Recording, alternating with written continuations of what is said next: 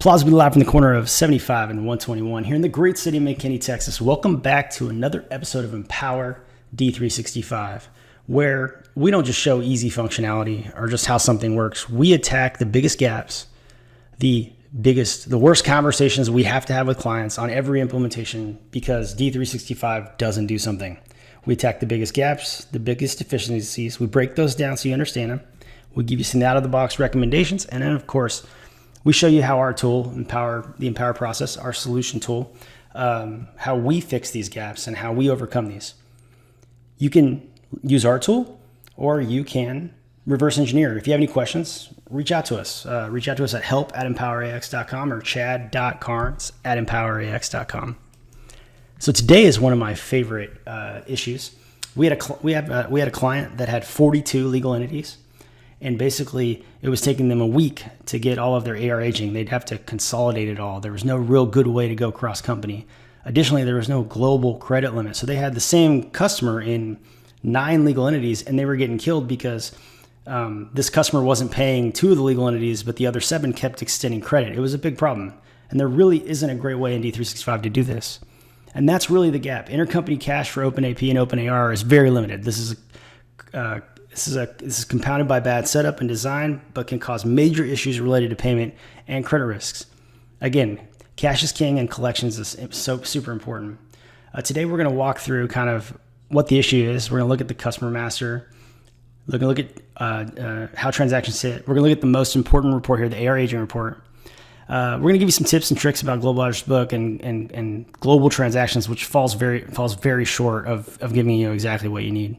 And then finally, we'll prove it. We'll show you by looking at our AR aging cross company that really helped one of our clients move their close up 3 whole days just with this one piece.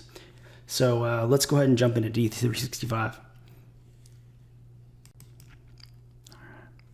So the first thing we're going to do here is we're going to jump into accounts receivable, and we're going to go all customers.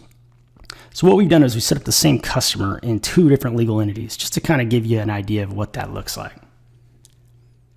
All right, so if I come in here, you'll notice that this is the customer Empower D365, C2999. But you'll notice when we switch companies here, okay, sorry, before I do that, we're going to go and look at so this is where I can see the transactions that we need to settle, the open transactions. So right now I've got 1 open invoice in here, free text invoice. Okay. And then if you go here, I'm going to switch the other legal entity, EAX. Okay. So you really don't want the IDs to be the same. I mean, you notice here, this one's EAX001. Again, what connects them is the name. So everything in D365 has a name.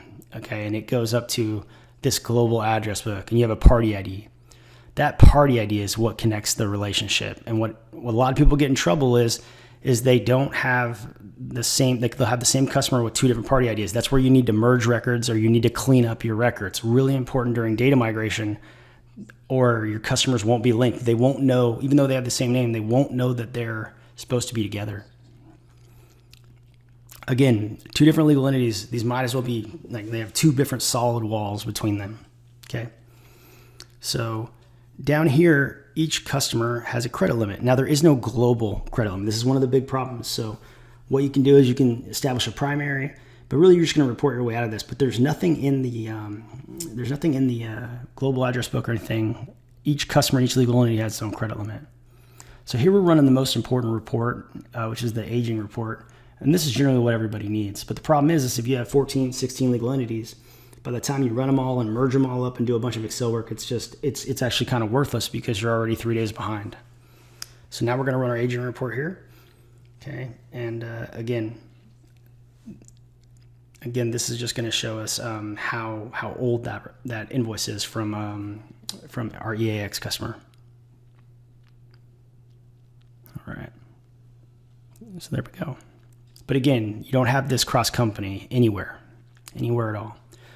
The closest thing you have to, and this is brand new, is you can go to global transactions. So this only works if the customer's name and the global address record are the same. So in this case they are, and you can see these 3. But again, you could be in different currencies. And these are actually the transactions. Some of these aren't just open transactions, but these are all transactions. So again, you also can't see it in mass. So one of the nice things, if we go back there to Empower, is like I can be on the customer master, we embed our Power App, and you can get right to our reporting piece. And if you'll notice here, I'm going to change that as of date. And now I have a aging report that crosses all legal entities, and you'll see both customers here. We're going to go ahead and take the USMF filter off, but you'll notice now I now have a global cross-company AR aging. I can look at the overview. I can go into the details. I can see what they were settled against. I mean, this is huge, especially if you're running like our one company, like running 42 legal entities that have AR in them, and you're trying to compare that to a global credit limit.